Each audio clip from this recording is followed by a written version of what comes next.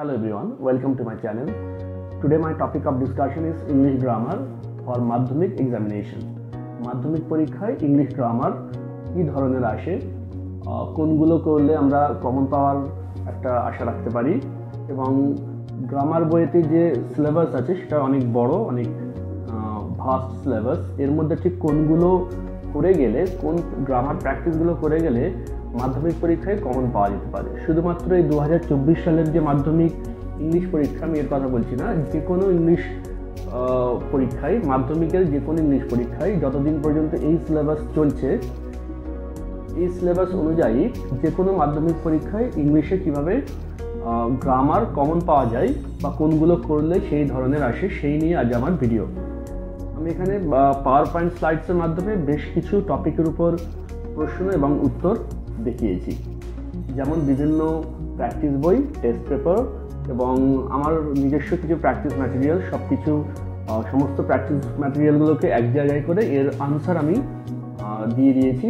তোমরা এগুলো বারবার দেখবে, প্রয়োজন হলে স্ক্রিন পজ করে দেখবে এবং নিজেরা প্র্যাকটিস করার চেষ্টা করবে, তারপর আনসারগুলো মিলিয়ে নেওয়ার চেষ্টা করবে। প্রথম থেকে শেষ পর্যন্ত একটু মনোযোগ সহকারে দেখলে আশা করি মাধ্যমিক পরীক্ষার ইংলিশ গ্রামার সম্বন্ধে তোমাদের ভীতি অনেকটাই কেটে যাবে। তো চলো দেখি পরপর স্লাইডসগুলো, যে গ্রামারে কোন প্র্যাকটিসগুলো আমাদের করার প্রয়োজন রয়েছে। চলো দেখি।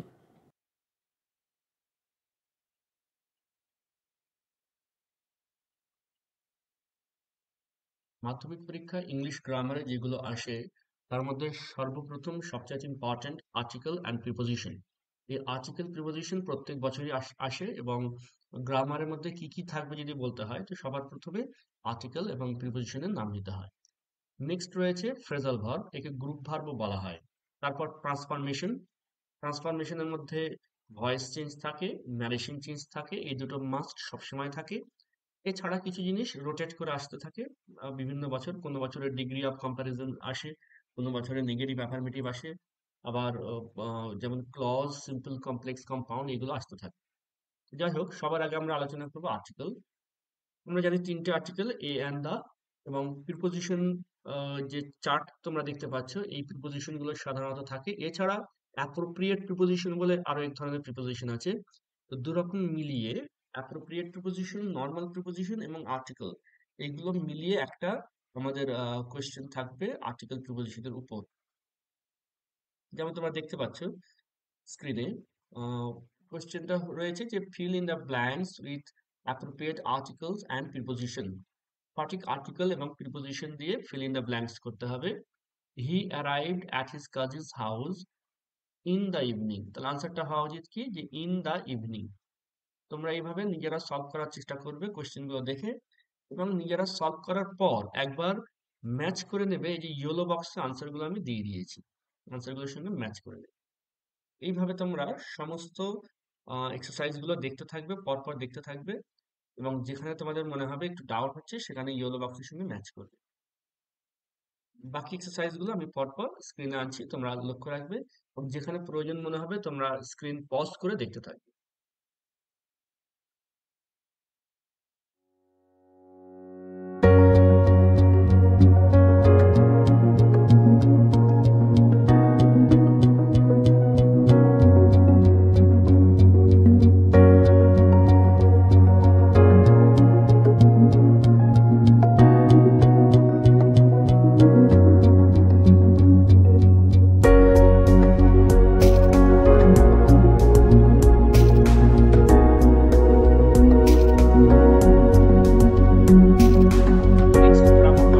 Phrasal verb. ফ্রেজাল ভার্বের মধ্যে যেটা করণীয়, পরীক্ষায় কোয়েশ্চেনটা ঠিক এইভাবে আসে যেভাবে তোমরা স্ক্রিনে দেখতে পাচ্ছ। যেমন কোয়েশ্চেন নাম্বার সি, এই কোয়েশ্চেন নাম্বার সিতে রয়েছে কি, choose the correct phrasal verb. আর সেন্টেন্স গুলো কি না, he continued as if nothing had happened. এখানে আন্ডারলাইন করা আছে কন্টিনিউড, তাহলে কন্টিনিউড এর ফ্রেজাল ভার্ব আমাদের যে নিচে লিস্টে দেওয়া রয়েছে, এখান থেকে আমাদের আগে ম্যাচ করতে হবে। তো কন্টিনিউটা আমরা ম্যাচ করবো কার সঙ্গে, ক্যারি অনের সঙ্গে। কন্টিনিউটা হবে ক্যারি অন। তাহলে এই ক্যারি অন ফ্রেজাল ভার্বটিকে আমাদের এই বক্সে লিখতে হবে কন্টিনিউ এর সোজা, এবং লেখার সময় আমরা লক্ষ্য রাখবো ক্যারি অন ফার্স্ট ফর্মে আছে আর কন্টিনিউড সেকেন্ড ফর্মে আছে। তাহলে ক্যারি অনটাকে আমরা সেকেন্ড ফর্ম করে দেবো ক্যারিড অন। এইভাবে আমাদের ফ্রেজাল ভার্ব পরীক্ষায় করতে হয়। এবারে চলো আমরা দেখে নিই কোন ফ্রেজাল ভার্ব গুলো ইম্পর্টেন্ট, কোনগুলো বারবার পরীক্ষায় রোটেট হয়ে হয়ে আসতে থাকে। শুধু 2024 সালের মাধ্যমিক নয়, যে কোনো মাধ্যমিক পরীক্ষায় যেসব ফ্রেজাল ভার্ব গুলো আসে সেগুলোর একটা লিস্ট আমি পরপর দিচ্ছি, তোমরা স্ক্রিন পজ করে করে দেখতে থাকবে।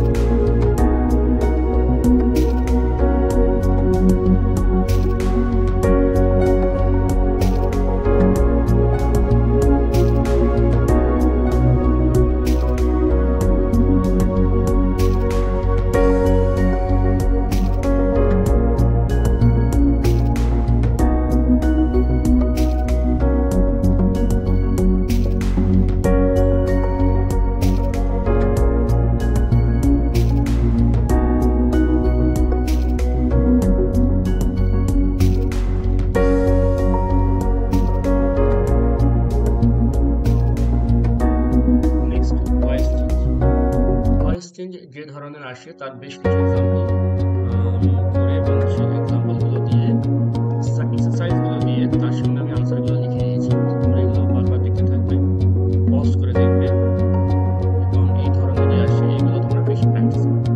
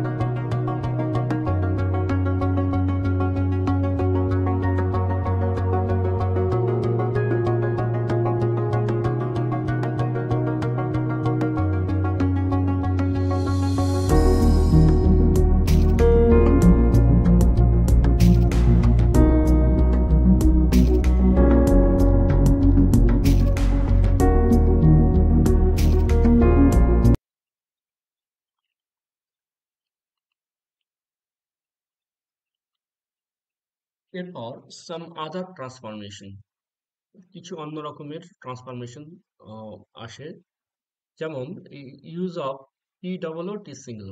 The man is too weak to walk, আনসারটা হচ্ছে the man is so weak that he cannot walk.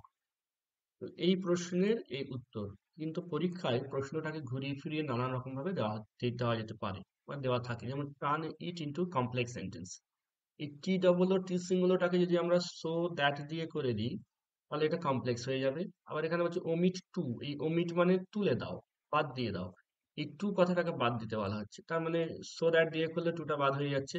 বলছে use so that, so that ব্যবহার করো, একই ব্যাপার, টুটাকে তুলে দিয়ে সো দ্যাট ব্যবহার করছি।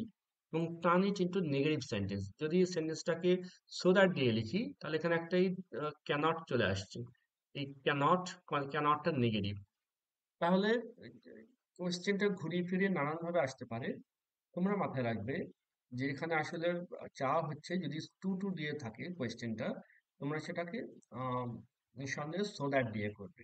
আবার ভাইস ভার্সা, যদি কোথাও সো দ্যাট দিয়ে থাকে, তোমরা সেটাকে টি ডবল ও টি সিঙ্গল দিয়ে করবে। যেমন পরের পেজে আমি দিয়েছি, দেখো আহ, এই যে কোয়েশ্চেনটি, the baby was so small, the second কোয়েশ্চেনটি, the baby was so small that it could not run, এখানে সো দ্যাট দিয়ে করা আছে, তোমাদের ঠিক উল্টোটা করতে হবে, টু টু দিয়ে আনসারটা লিখতে হবে।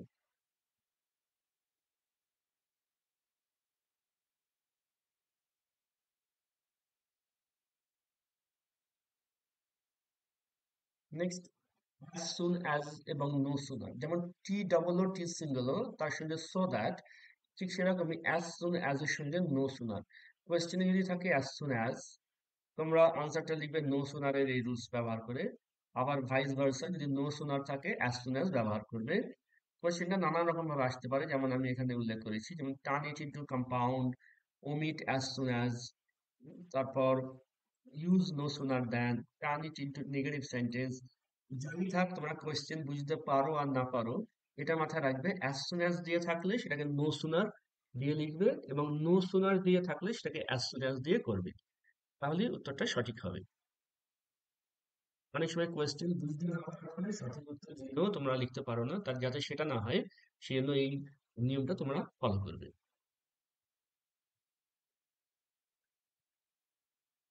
Next, use of help and but. এখানে হেল্প থাকলে সেটাকে তুলে দিয়ে বাট লিখে করতে হয়, বাট লেখা থাকলে সেটাকে হেল্প করতে হয়।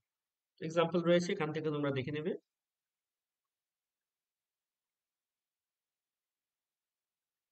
পর ডিগ্রি অফ কম্প্যারিজন, ডিগ্রি দু রকম রুলসে হয়ে থাকে, একটা নর্মাল রুলস, রুল ওয়ান বলা হচ্ছে, আর একটা একটু আলাদা রুলস, সেটাকে রুল টু বলে আমি দেখিয়েছি। তো আগে আমরা দেখে নেবো রুল ওয়ানে কি করতে হয়। যেমন এখানে দেওয়া আছে Mumbai is the biggest city in India, এটা সুপারলেটিভ ডিগ্রি দেওয়া আছে, পরীক্ষায় থাকতে পারে turn it into positive degree অথবা কম্পারেটিভ। যদি উল্লেখ না থাকে, শুধু যদি থাকে চেঞ্জ আর ডিগ্রি, তখন যে কোনো একটা তোমরা করতে পারো। পজিটিভ ডিগ্রিটা শুরু করতে হয় নো আদার দিয়ে, আর কম্পারেটিভের মাঝখানে দেন এনি আদার হয়। কিন্তু সেকেন্ড রুলসে যদি যাও, সেখানে আবার একটু ডিফারেন্স, সেখানে পজিটিভে দেখো ভেরি ফিউ দিয়ে শুরু করবে, আর কম্পারেটিভ করার সময় দেন মোস্ট আদার। এক্সাম্পল দেখি, তোমরা রুলসটা বুঝে পরীক্ষায় গেলে এইভাবেই করার চেষ্টা করবে।